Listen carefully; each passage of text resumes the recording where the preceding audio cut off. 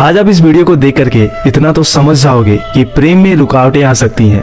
प्रेम में दो प्रेमी एक दूसरे से दूर तो हो सकते हैं, बिछड़ तो सकते हैं, अलग तो हो सकते हैं, परंतु अंतरात्मा से जो जुड़ा हुआ प्रेम होता है वो कभी नहीं खत्म हो सकता, उसका अंत कभी नहीं हो सकता। तो राधा रानी और श्री कृष्ण के इस कथा को अंत तक जरूर देखिएगा ताकि आप ये चीज समझ पाओ कि प्रेम जो हमारी अंतरात्मा से बिल्कुल गहराई से जुड़ जाता है वो कभी समाप्त नहीं हो सकता है। अगर आप चैनल पर नए हैं तो हमारे चैनल को सब्सक्राइब कर लीजिएगा और वीडियो को लाइक कर दीजिएगा, वरना आप बाद में भूल जाओगे। बात जब भी प्रेम की आती है तो श्री कृष्ण राधा के प्रेम की मिसाल सबसे पहले आती है। राधा श्री कृष्ण के प्रेम को जीवात्मा और परमात्मा का मिलन कहा जाता है। राधा भगवान श्री कृष्ण के बचपन का प्यार थी। श्री कृष्ण जब 8 साल के थे तब दोनों ने प्रेम की पहली अनुभूति की थी। राधा श्री कृष्ण के दैवीय गुणों से परिचित थी और उन्होंने जिंदगी भर अपने मन में प्रेम की स्मृतियों को बनाए रखा, जो उनके रिश्ते की सबसे बड़ी खूबसूरती है। भगवान श्री कृष्ण को केवल 2 ही चीजें सबसे ज्यादा प्रिय थी और ये दोनों चीज आपस में एक दूसरे से बहुत गहराई से जुड़ी हुई थी, जिसमें से एक थी बांसुरी और एक थी राधा रानी। भगवान श्री कृष्ण की बांसुरी की धुन ही थी जिसकी वजह से राधा रानी श्री कृष्ण की तरफ खींची चली गई और राधा ही वो एक वजह थी जिसकी वजह से श्री कृष्ण बांसुरी को हमेशा अपने पास रखते थे। एक बात तो है कि भले ही श्री कृष्ण और राधा का मिलन नहीं हो सका, लेकिन उनकी जो बांसुरी थी वो उन दोनों को हमेशा एक सूत्र में बांधी रही। आपने भगवान श्री कृष्ण के जितने भी चित्र देखे होंगे उनमें बांसुरी भगवान श्री कृष्ण के साथ जरूर रहती है और ये बांसुरी ही तो है जो भगवान श्री कृष्ण के और राधा के प्रति प्रेम का प्रतीक है। तो चलिए जानते हैं राधा और श्री कृष्ण के प्रेम की गहराई को और राधा ने किस तरह से अपना बाकी का जीवन बिताया और भगवान श्री कृष्ण की बांसुरी की धुन सुनकर अपने प्राण त्यागे थे। भगवान श्री कृष्ण से राधा रानी पहली बार तब अलग हुई थी जब श्री कृष्ण के मामा कंस ने बलराम और श्री कृष्ण को आमंत्रित किया था। जब यह बात वृंदावन के लोगों को पता चली तो वो बहुत दुखी हुए थे। मथुरा जाने से पहले श्री कृष्ण राधा से मिले थे और राधा भी श्री कृष्ण के मन में चल रही गतिविधियों को और उनकी भावनाओं को और उनके हालात परिस्थितियों को जानती और समझती थी। उसी समय श्री कृष्ण राधा से मिलने के बाद उनको अलविदा बोलकर चले गए और उन्होंने राधा से ये वादा किया था कि वे वापस लौटेंगे, लेकिन श्री कृष्ण राधा के पास वापस नहीं आ पाए और उनकी शादी रुक्मिणी से हो गई। कहते हैं कि रुक्मिणी ने भी भगवान श्री कृष्ण को पाने के लिए बहुत जतन किया था, यहाँ तक कि रुक्मिणी भगवान श्री कृष्ण से विवाह करने के लिए अपने भाई रुक्मी के खिलाफ चली गई थी। कहते हैं कि राधा की तरह वो भी श्री कृष्ण से प्यार करती थी। रुक्मिणी ने श्री कृष्ण को एक प्रेम पत्र भेजा था और उसमें लिखा था कि वह आकर के उन्हें अपने साथ ले जाएं।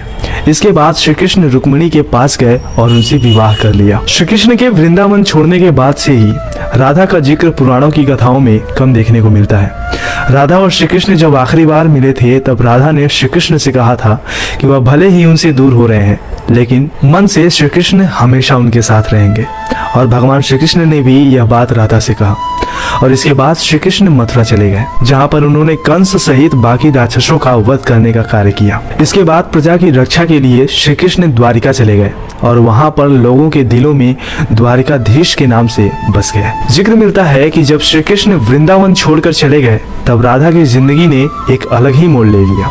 राधा की शादी एक यादव से हो गई जिसका नाम अनय था। बताया जाता है कि राधा रानी ने अपना दाम्पत्य जीवन यानी कि जो वैवाहिक जीवन था उसकी सारी रस्में निभाई थी और उनके अंतिम समय तक उनका मन श्री कृष्ण के प्रति ही समर्पित था। राधा रानी ने एक पत्नी के तौर पर अपने सारे कर्तव्य पूरे किए थे और दूसरी तरफ श्री कृष्ण ने अपने दैविक कर्तव्य निभाए थे। अपने सारे कर्तव्यों से मुक्त होने के बाद राधा आखिरी बार अपने प्रियतम श्री कृष्ण से मिलने के लिए द्वारिका गई और जब वहां पर वो पहुंची तो उन्होंने श्री कृष्ण के रुक्मिणी और सत्यभामा से विवाह के बारे में सुना, लेकिन वो दुखी नहीं हुई। उन्हें उस बात से कोई फर्क नहीं पड़ा। जब भगवान श्री कृष्ण ने भी राधा को देखा तो वो बहुत ही प्रसन्न हुए और राधा और श्री कृष्ण ने एक दूसरे से सांकेतिक भाषा में बहुत समय तक बातें की। राधा रानी को कान्हा की नगरी द्वारिका में कोई नहीं पहचानता था और इसलिए राधा जी के अनुरोध पर भगवान श्री कृष्ण ने उन्हें महल में एक देविका के रूप में नियुक्त कर लिया। राधा दिन भर महल में रहती थी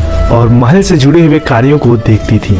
और जब भी मौका मिलता था तो वो भगवान श्री कृष्ण के दर्शन करती थी और खुश हो जाती थी। लेकिन ये सिलसिला भी बहुत ज्यादा समय तक नहीं चला।